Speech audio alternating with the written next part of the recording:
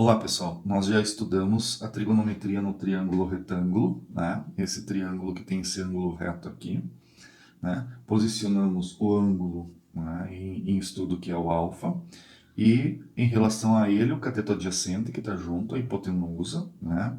E o cateto oposto. E com esse triângulo tiramos essas três relações de seno, cosseno e tangente, né? Além disso, estudando um quadrado e um triângulo equilátero, encontramos essa tabela com todos esses valores aqui para seno, cosseno e tangente, tá? Que serão utilizados posteriormente. A aula de hoje é sobre trigonometria num triângulo qualquer. Enquanto nós já estudamos a trigonometria no triângulo retângulo, hoje nós estudamos a trigonometria num triângulo qualquer. Qualquer tipo de triângulo. Então nós temos aqui três fórmulas que funcionam em qualquer triângulo, inclusive funcionam também no triângulo retângulo já estudado. Então vamos considerar um triângulo de vértices A, B e C, tá? São os cantinhos, tá? Os vértices. E os lados A, B e C, tá? Com letras minúsculas do alfabeto são os lados, com letras maiúsculas do alfabeto são os vértices. Então, nós temos um teorema que nos ajuda a encontrar alguns valores, que é o teorema do seno. Geralmente ele é utilizado quando eu tenho o conhecimento dos ângulos do triângulo, porque ele faz relação entre ângulos. Mas eu não uso essa fórmula nas três partes, eu uso sempre duas partes. Ou aqui A e B, ou B e C, ou A e C. Não uso todas elas. Depois, nós temos o teorema do cosseno. O teorema do cosseno, também, ele pode ser utilizado não somente dessa forma. O teorema do cosseno, ele pode aparecer primeiro C minúsculo, e a última letra, então, seria o C maiúsculo. E entre meio aqui nós colocaríamos A e B. Então percebam que eu tenho o A no início, tá? E o A no final. Só que o A no início é minúsculo, o A no final maiúsculo. E entre meio aqui eu tenho uma aparência com o teorema de Pitágoras, né? Um elemento ao quadrado, a soma de outros dois elementos ao quadrado. Só que aqui tem uma subtração, porque o teorema de Pitágoras é aplicado só no triângulo retângulo. E aqui nós temos um triângulo qualquer, tá? Qualquer um. Então nós temos aqui outros dois elementos, tá? O B e o C, né? E enquanto que o A começa e o A termina, tá? E por último, nós também podemos calcular a área de um triângulo, tá? Através dessa relação aqui. Eu uso S para a área que é de superfície, tá? Então vejam bem, se eu multiplico os lados B e C, então eu vou usar o ângulo A, tá? O seno do ângulo A. Uma coisa também importante se falar é que nas fórmulas em inglês não é seno, é sino, tá? Em inglês então vai aparecer o sino, mas é o mesmo seno que nós utilizamos, tá bom? Então, vamos fazer alguns exercícios agora como exemplo para utilização dessas três fórmulas. Então, com aquelas outras fórmulas, incluo mais essas aqui, essas três, tá? Num formuláriozinho para vocês terem sempre à mão. Assim como eu tenho aqui, ó, essas formulazinhas à mão, vocês também podem fazer isso e deixar sempre à mão, né, esses valores. Então vamos fazer aqui um exercício.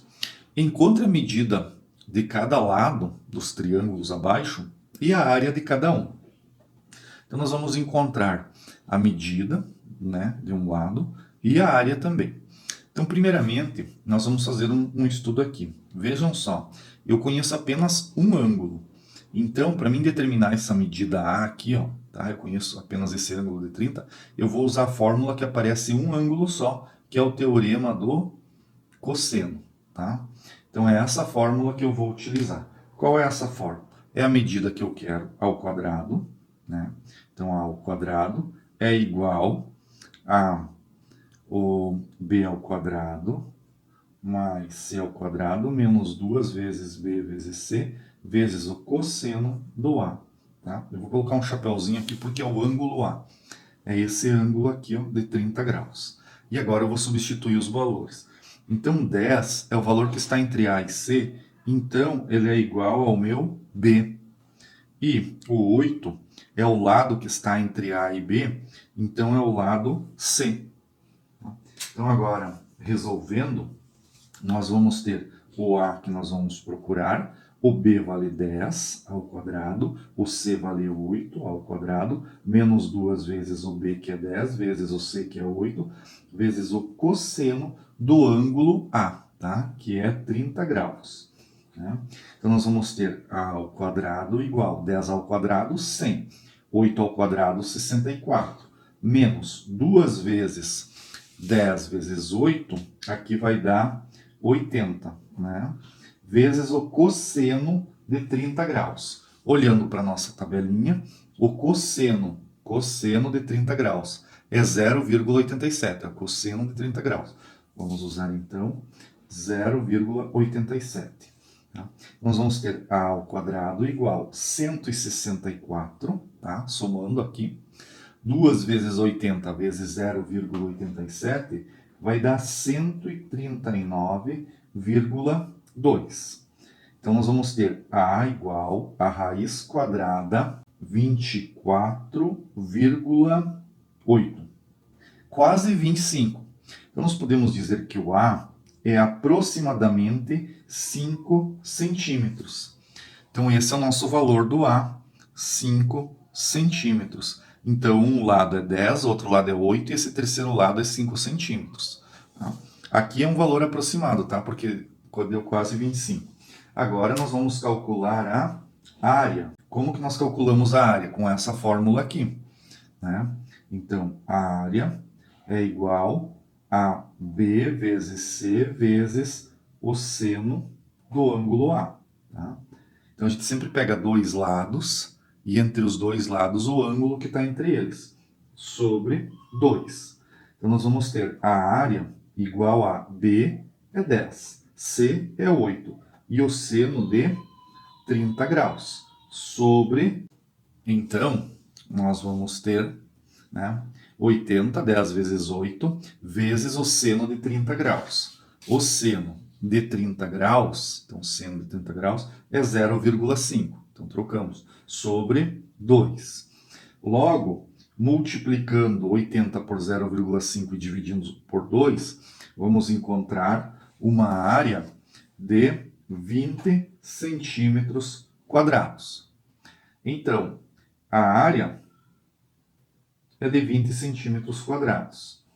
E a medida que faltava aqui foi de 5 centímetros. Então, completamos o estudo desse exercício, né?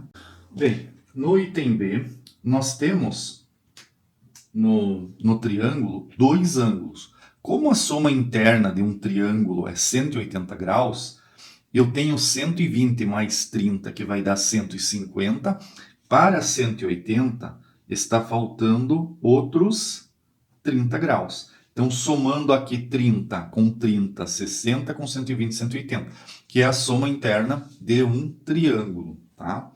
Então, agora, quando eu tenho todos os ângulos, eu vou utilizar a relação do seno. Como que é essa relação do seno? Ora, nós pegamos o lado sobre o ângulo oposto, né? Então, aqui ó, eu quero saber o valor de x.